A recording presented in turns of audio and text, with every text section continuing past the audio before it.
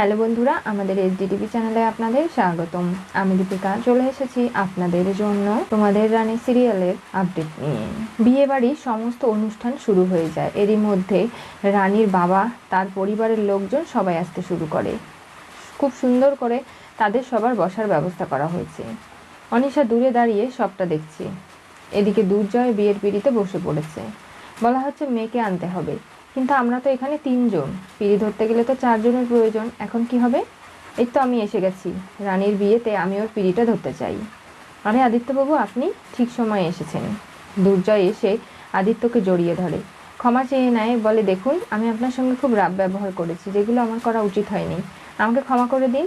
আরে আজকের দিনে এইসব কথা বাদ দিন। আপনি, রানী এবং আপনাদের মেয়ে নতুন জীবন শুরু করতে যাচ্ছেন, এর থেকে বড় আর কি হতে পারে? এরই মধ্যে পিকলু চলে আসে, এসে দুর্জয়ের কাছে ক্ষমা চায়, বলে আমার জন্য যা কিছু তোমাদের সম্পর্কের মধ্যে হয়েছে আমাকে ক্ষমা করে দাও দুর্জয়। আমি জেনে বুঝে এগুলো কখনো করিনি, বাদ দাও না। পুরনো কথা আর বলে কি হবে, সবাই এনজয় করো। দুর্জয় মণ্ডপে বসে আছে। রানীকে আনতে যাওয়া হয় পিঁড়ি করে, রানী চলেও আসে। এরপরে শুভ দৃষ্টি হবে, মালা বদল, 7 পাক ঘোরা, সব কিছু পুরোহিত মশাই বলে দিয়েছে। রানী দুর্জয় শুভ দৃষ্টিতে পান পাতা সরিয়ে দুর্জয়ের দিকে তাকালে রানী। দুর্জয় কোনোভাবেই রানীর দিক থেকে চোখ ফেরাতে পারছে না। সবাই বলছে, কিরে আর কতক্ষণ দেখবি ছোট বৌদিকে, হয়েছে তো এখন। এরপরে মালা বদল শুরু হয়ে যায়। রানী দুর্জয়কে মালা পরিয়ে দেয় এবং দুর্জয় রানীকে। তারা বিয়ের পিঁড়িতে বসে পড়ে। তখনই অগ্নিকে খই দেওয়ার জন্য আহ্বান করা হয়। তারপরেই 7 পাক ঘুরতে শুরু করে। অনিশা ভাবে যে না, আমি আর তোমাকে বাঁচিয়ে রাখবো না রানী, বিয়ের অর্ধেক মুহূর্তে তোমরা চলে এসেছো। রিমোটটা টিপ দেয়, কিন্তু কোনোভাবেই কোনো কিছু হচ্ছে না। সে যে পরিকল্পনা করেছিল রানীকে শেষ করতে, সেটা না হওয়া অবস্থায় দেখে মেনে নিতে পারছে না অনিশা। কি করবে এখন সে? রেগে ঘরে চলে যায়। সেখানে গিয়ে বলে, রিমোটটা কেন কাজ করছে না? আমি তো খুব সুন্দর করে ওকে সব কিছু ফিট করে রেখেছিলাম, এখন আমি কি করব? না অনিশা, তুই হেরে যেতে পারিস না, তোকে জিততেই হবে। এরকম করে সব কিছু শেষ হয়ে যাবে না। দুর্জয় রানীকে আমি এক হতে দিতে পারি না। এই বলে নিজের বন্দুকটা নিয়ে রুম থেকে বেরোয়। রিতম এসে বলে, কি ব্যাপার, আপনি এখনও খাবার দাবারের ব্যবস্থা করেননি? বিয়ে নগদ শেষের পথেই, এরপরে সবাই তো খাবে, তখন তো আপনি সব কাজ 19-20 করে ফেলছেন। চলুন বলছি। আরে আপনি হাত ছাড়ুন, এরকম করে ইরিটেট করবেন না, হাত ধরার কি আছে?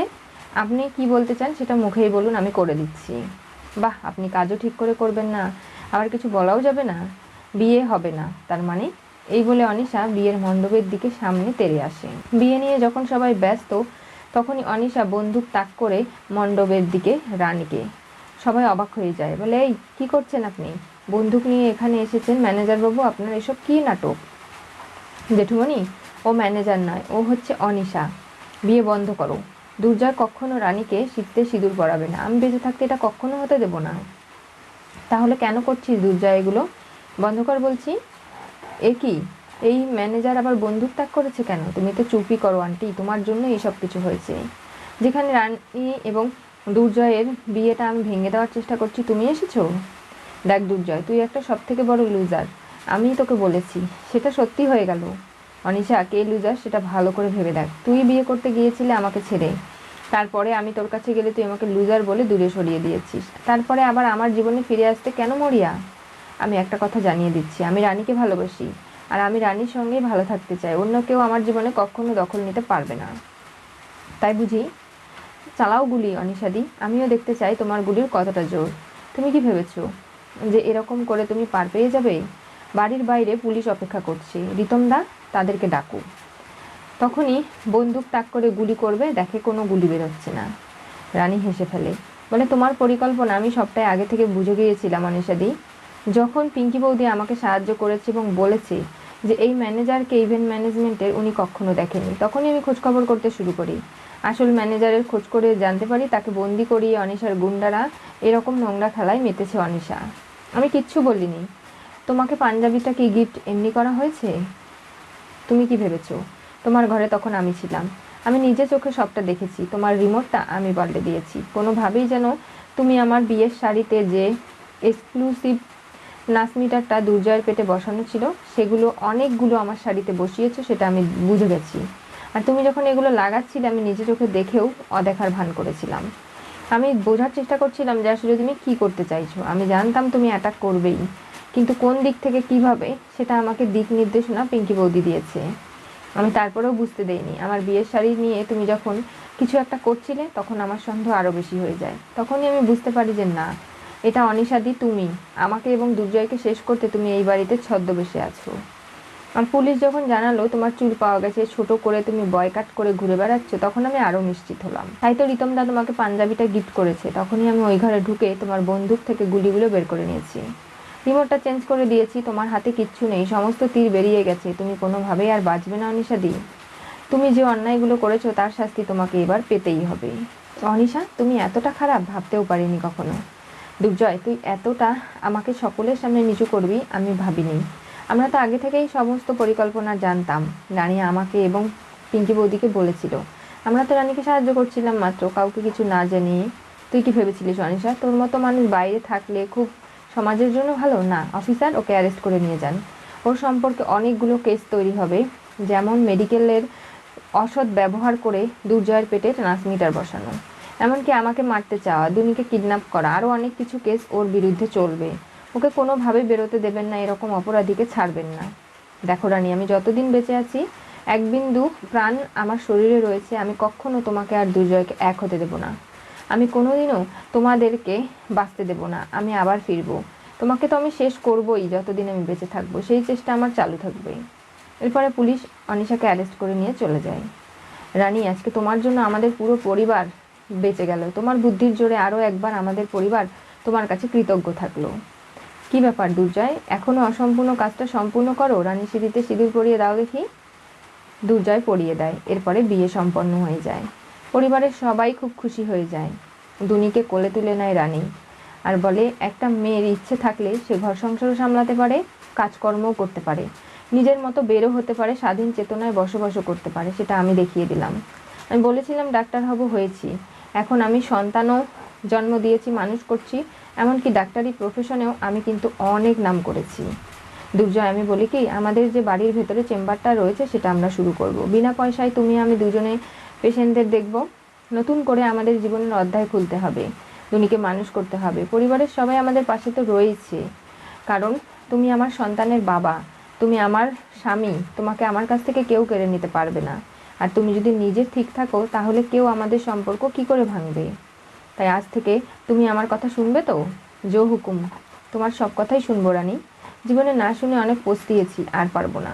অনিশার মতো একজন মানুষকে তুমি আজকে শাস্তি দিয়ে প্রমাণ করে দিলে যে তুমি আমাকে কতটা ভালোবাসো। এমনকি আমার পরিবারের লোকজন যারা খারাপ ছিল তারা সবাই ভালো হয়ে গেছে, তোমাকে ভালোবেসে ফেলেছে। আমরা তো সবসময় জানতাম যে রানী আসলে সৎ এবং ন্যায়পরায়ণ। সেটা সবার সামনে ও আজকে প্রমাণ করে দিল।